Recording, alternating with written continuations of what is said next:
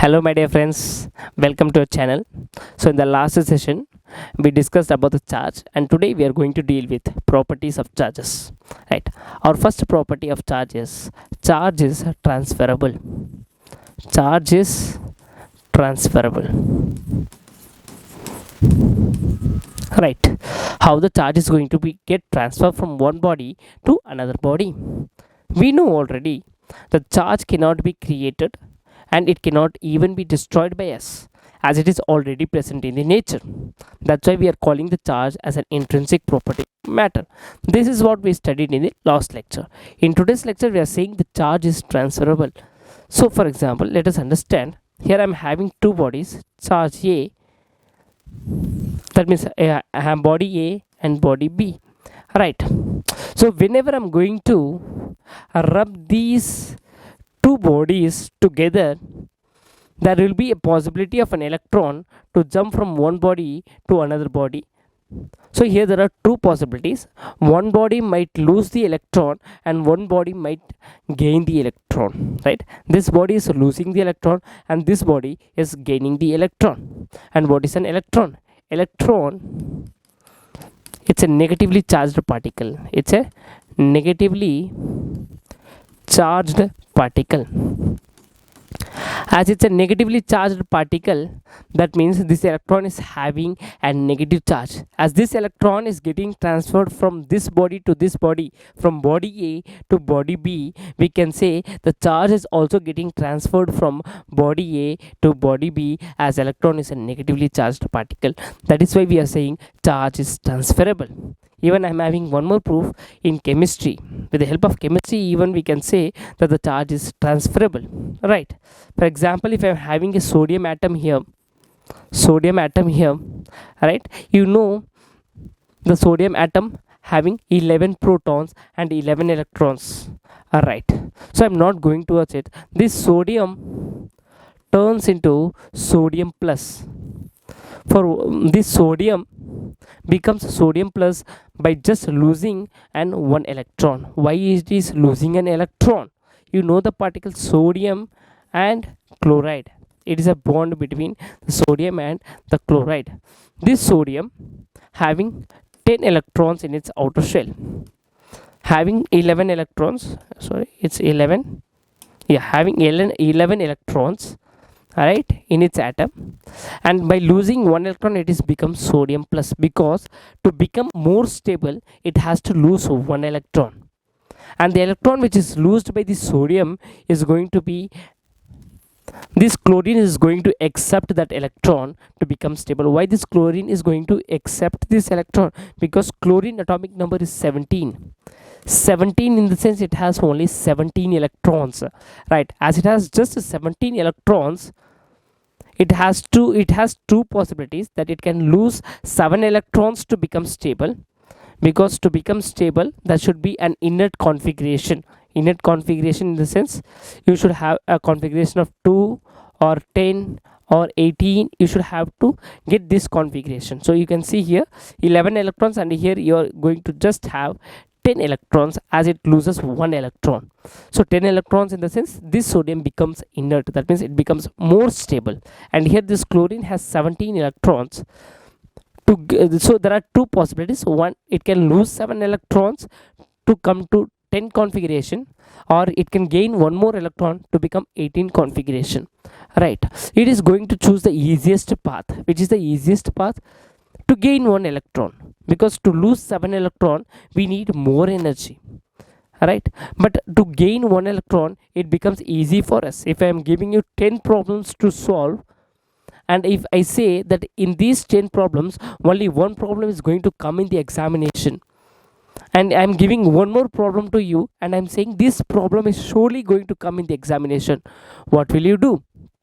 Surely we're going to study this one problem which is going to come in the examination, right? So everybody used to do the easiest thing through which they can get the easy path, right? Okay, so here this chlorine is also going to this chlorine is also going to gain an electron. Here this chlorine is gaining an electron, here this chlorine is gaining an electron and becoming 18 this chlorine minus.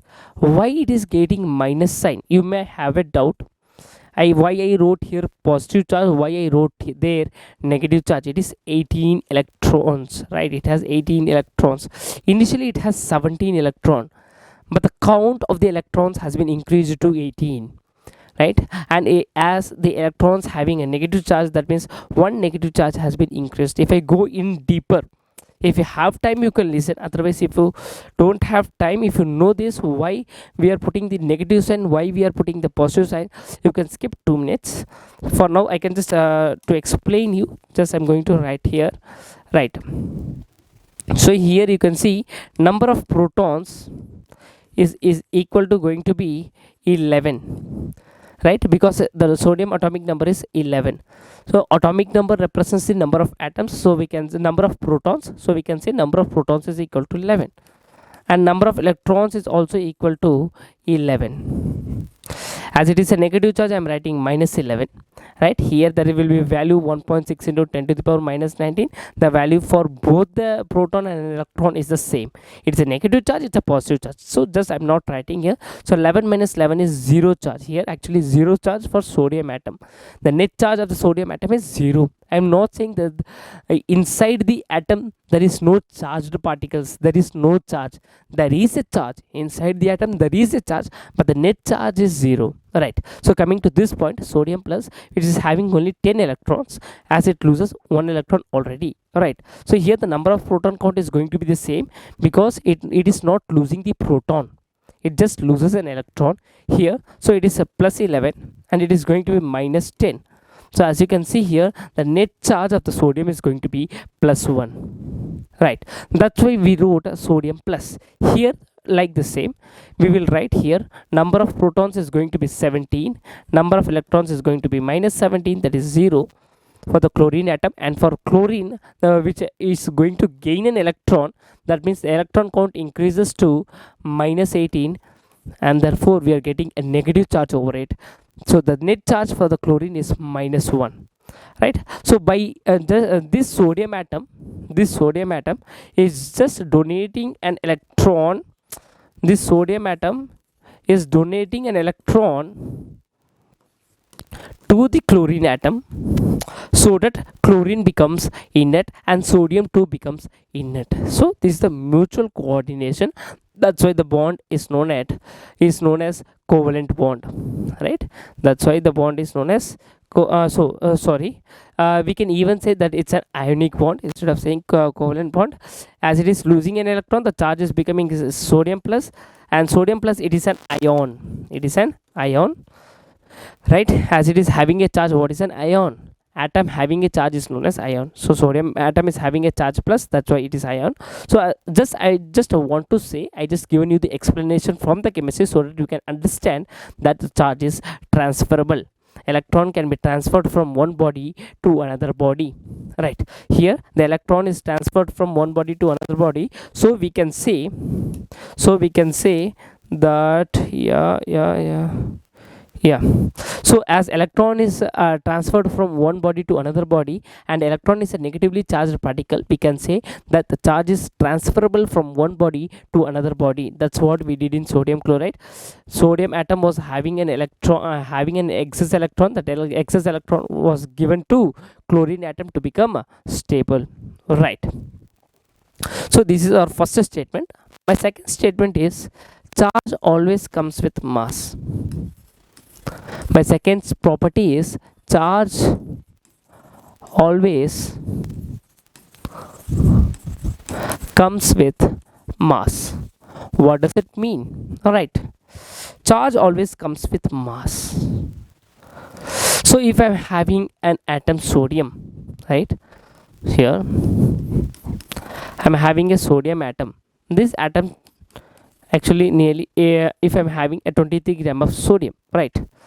I'm just saying you the weight of the sodium, that is 23 gram, right? Molecular mass. So sodium is equal to 23 gram, right? Is the sodium having any net charge over it? I'm speaking about net charge, yeah, because each and every atom is going to have the charge in it, right? But the charges are going to be neutral. the how much number of protons are going to be present inside the atom, the number of electrons is also going to be the same. Like we seen here, the number of protons and the number of electrons count is same. That's why the sodium is not having any net charge. I'm speaking about the net charge.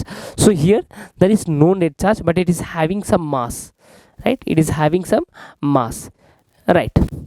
But even after losing the electron, sodium is becoming charged. So once the sodium is becoming charged, do it not have any mass? Yeah, no, mass is there, as it is losing some electron. Approximately approximately the molecular mass is going to be the same, but however, electron, it is a negatively charged particle, it is also going to be have some mass, right? One electron, what is the mass of the electron? That is what is the mass of the electron? 9.1, I think. Yeah, 9.1 into 10 to the power minus 31 kg. So as you can see, it is 10 to the power minus 31, means nearly negligible. That's why I wrote approximately equal to 23 gram. Here, as you can see, here it is a charged sodium which is having approximately weight as 23 gram. Even if it is not having any net charge, it doesn't mean it is not going to have mass, right? So charge always comes with mass. If mass is there, it doesn't mean charge should be present on that particular body. If a body having some mass, it doesn't mean that body should also have charge. But if a charge is present on the body, then surely it has some mass. For example, you can take the fundamental particle as an example. What is a fundamental particle? That is an electron. Electron is the fundamental particle, right? This particle itself, this is a negatively charged particle. As it is having a charge, it is a negative charge. You can see it is also having a mass, that is 9.1 into 10 to the power minus 31 kg, right? So every charged particle has a mass.